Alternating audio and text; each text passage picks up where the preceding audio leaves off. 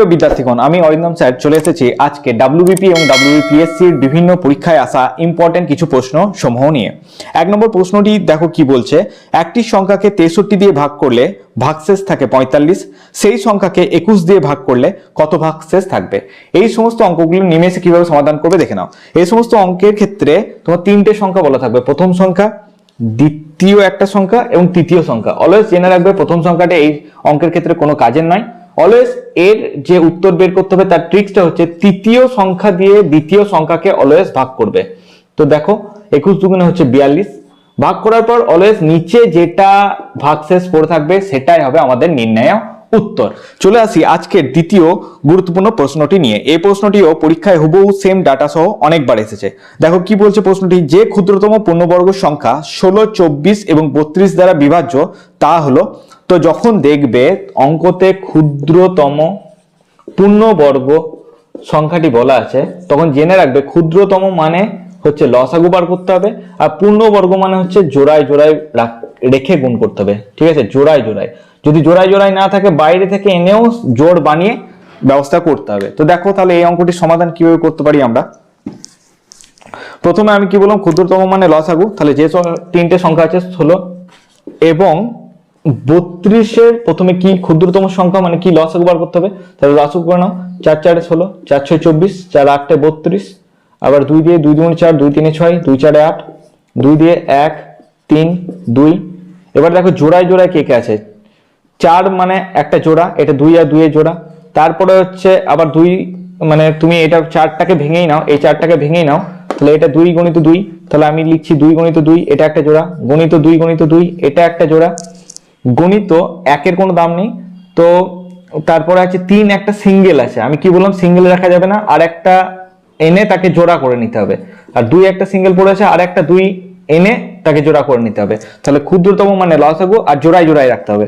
তাহলে জোড়ায় জোড়ায় করে নেওয়ার পর সবার গুণ করে নাও। তাহলে 2 দুগুণে 4, 4 4 16, 16 আর 9 হচ্ছে 144, 144 এর সাথে 4 যদি গুণ করি তাহলে হচ্ছে 576। তাহলে আমাদের উত্তর হচ্ছে 576। তাহলে এর নিয়ম হচ্ছে ক্ষুদ্রতম মানে সবাই লসাগু বার করতে হবে, লসাগু বার করার পর সবাইকে জোড়ায় জোড়ায় আনতে হবে, যদি জোড়ায় না থাকে আর একটা সেই সংখ্যা এনে জোড়ায় করে সবাইকে গুণ করতে হবে, যেটা গুণফল হবে সেটাই হবে আমাদের নির্ণয় উত্তর।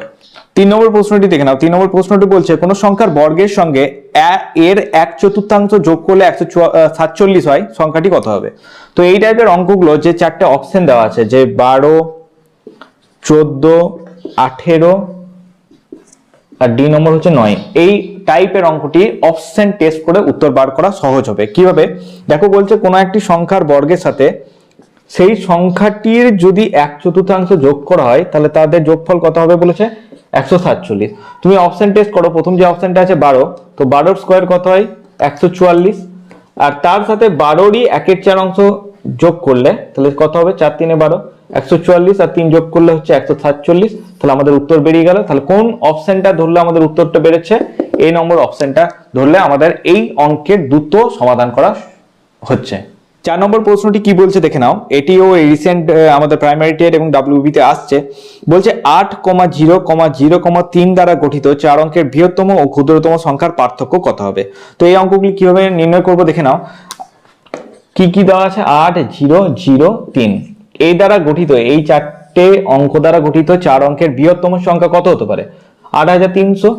এবং সবচেয়ে ক্ষুদ্রতম সংখ্যা কত হবে দেখো, সবচেয়ে ক্ষুদ্রতম সংখ্যা হবে তোমার 3008। যেহেতু অঙ্কতে 4 অঙ্ক বলেছে তাই তোমাকে 4 অঙ্কেরই বার করতে হবে। বার করার পর এদের যে বিয়োগফল সেটাই হবে আমাদের উত্তর। তো 8 2 10, 1 9, 9 10, 2 5। তো আমাদের নির্ণয় উত্তর হচ্ছে 5292। তো এই অঙ্কগুলো এইরকম ভাবে বার করব। প্রথমে 4টে অঙ্ক দ্বারা গঠিত সর্বোচ্চ 4 অঙ্কের বৃহত্তম সংখ্যা বার করব, সবচেয়ে ক্ষুদ্রতম সংখ্যাটা ভেবে নেব, তারপর তাদের বিয়োগফলটাই হবে আমাদের নির্ণয় উত্তর। 5 নম্বর প্রশ্নটি কি বলেছে, একজন সেনা অধ্যক্ষের অধীনে 11,025 জন সৈন্যকে বর্গাকারে সাজানো হলো, প্রথম সারির সৈন্য সংখ্যা কত হবে? তো এই টাইপের যখন কোনো গাছের সারি বর্গাকারে সাজানো হলো বা কোনো সৈন্য সেনাকে বর্গাকারে সাজানো হলো, যখন এই বর্গাকার বা স্কয়ার জিনিসটা চলেই আসবে তখন তোমরা জেনে নেবে নির্ণয় উত্তরটা হবে এই যে সংখ্যাটা দেওয়া থাকবে তার বর্গমূল।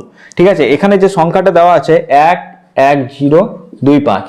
তো আমরা একটা শর্ট ট্রিক্স বলে দিই বর্গমূল নির্ণয় করার। 100-র উপর যে কোনো সংখ্যার বর্গমূল কিভাবে নির্ণয় করবে শর্ট ট্রিক্সের মাধ্যমে সেটা দেখে নাও।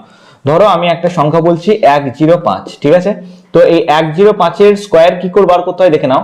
প্রথমে জেনে রাখবে যে যে সংখ্যাটা আছে সেই সংখ্যাটার সাথে এককের ঘরে যে সংখ্যাটা আছে সেটা যোগ করতে হয়, তাহলে 110 প্লাস এককের ঘরে যে সংখ্যাটা আছে তারপরে সেটা স্কোয়ার করে বসে যায়, তাহলে 110 আর 5 স্কোয়ার হচ্ছে 25, তাহলে হচ্ছে 125। তাহলে সংখ্যাটা আমার কত ছিল?